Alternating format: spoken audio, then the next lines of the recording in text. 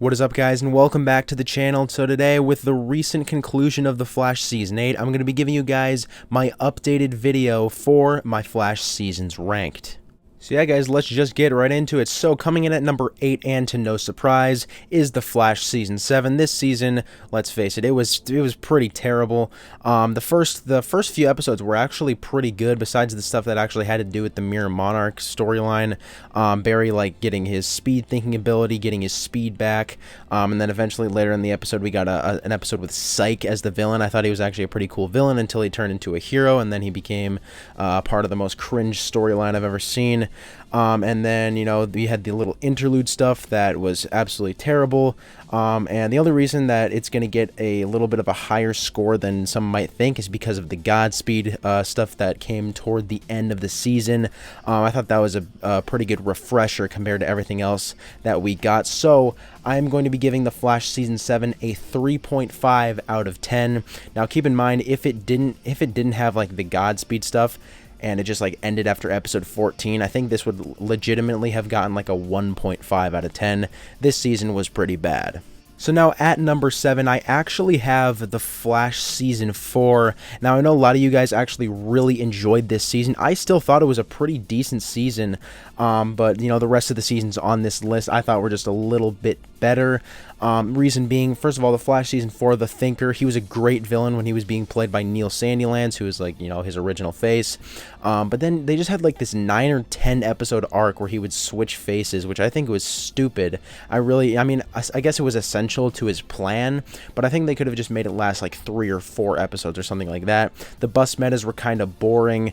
My expectations for this season were really high, and they just didn't exactly pan out. There wasn't as much speedster stuff besides episode 15 and a couple of flash time scenes that we got.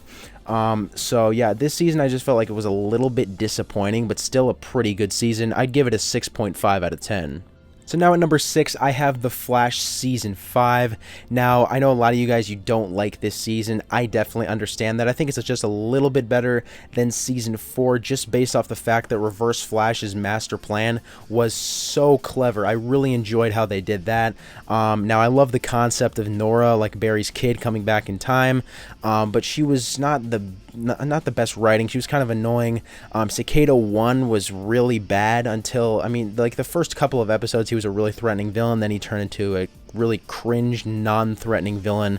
And then you had Cicada 2, who was Grace Gibbons from the future, who really was just, I don't know, she was just like, she wasn't anything special at all.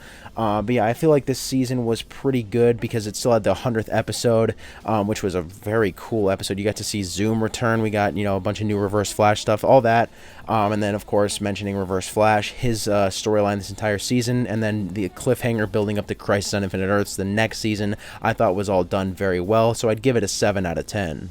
So now at number 5, I have the most recent season of The Flash, that being The Flash Season 8. Now, this season was a huge step up from The Flash Season 7. I really enjoyed most of what they did. They had, you know, a couple of, like, Allegra and Chester-focused episodes, which I particularly did not enjoy. There were a few really boring episodes. For the most part, I think there was only, like, one really bad episode, and that was episode 7, where Barry, like, barely used his powers. But yeah, the Armageddon crossover to start the season was overall a really good crossover, and then even the interlude episodes were actually pretty interesting. You had that one with Bart and Nora time traveling. I thought that was actually a pretty decent episode. Then you get the Deathstorm arc, which I thought was really good. I was actually on the edge of my seat for a lot of those episodes just because of the potential of Ronnie Raymond returning. I think that was episode 11. That was a fantastic episode. You had Frost, you know, her death was a really emotional scene, and it was probably good for the show. And then you eventually had that Reverse Flash starting up and, you know, toward the end of the season, which I thought was pretty good. Although the finale at some parts was a little bit shaky, and not exactly a fan of how they got rid of the Reverse Flash. But at least it is, you know, not the series finale. If it was a series finale, I probably would have been a bit disappointed. But it was still nonetheless a pretty good episode. And then the cliffhanger, of course, that we just got was, you know, potentially Cobalt Blue going to be the villain next season. I thought that was pretty cool. So I'm going to give this season, The Flash Season 8, a 7.2 out of 10. I felt like 7.5 was a bit generous, and I thought 7 didn't quite do it justice, so I'm going to give it a 7.2 out of 10. So now at number 4, I have The Flash Season 3. Now, this is the last season that we had like a full-length villain that was also a speedster villain, that of course being Savitar. This was also like the last season that had, I don't know, what do you want to call it, like the magic of the first few seasons. It was... I actually really enjoy it. Now that we've had like more recent seasons, I could see The Flash Season 3 is a great season of the show. Savitar, I think, was a pretty good villain. The suspense that was revolved around Iris's like potential death coming later in the season, I thought was pretty good. He had some good time travel scenes in there. That was great to see. So yeah, overall, Season 3, I would give it an 8 out of 10.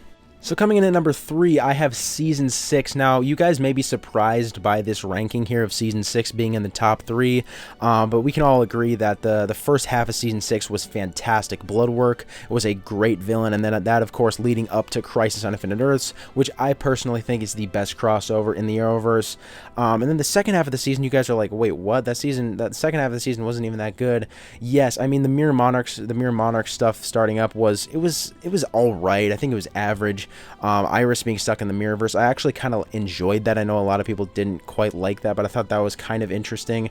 But it's what else was happening besides the Mirror Monarch stuff that I really enjoyed. You had a Grodd episode, you had a Godspeed episode, you had this Death of the Speed Force storyline with Wally West, aka Kid Flash, returning. I thought that was great. There was a little Reverse Flash stuff in there too. I thought all of that was so much fun, and that's why I think Season 6 deserves to be in the top 3. Hopefully they can do something like that for Season 9 as well. So yeah, I'd give The Flash Season 6 an 8.2 out of 10. And then at number 2 and at number 1, I'm not going to spend a lot of time with these two here because they should be pretty much unanimous. You got The Flash Season 2 at number 2.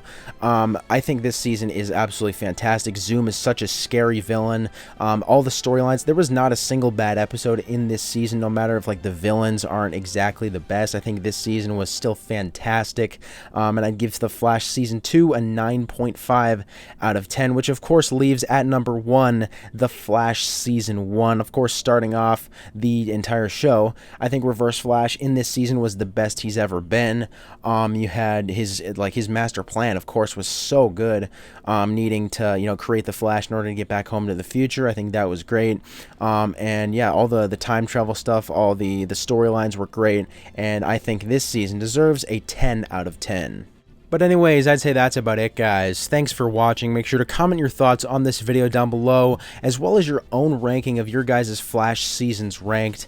And yeah, I'll see you guys in the next video.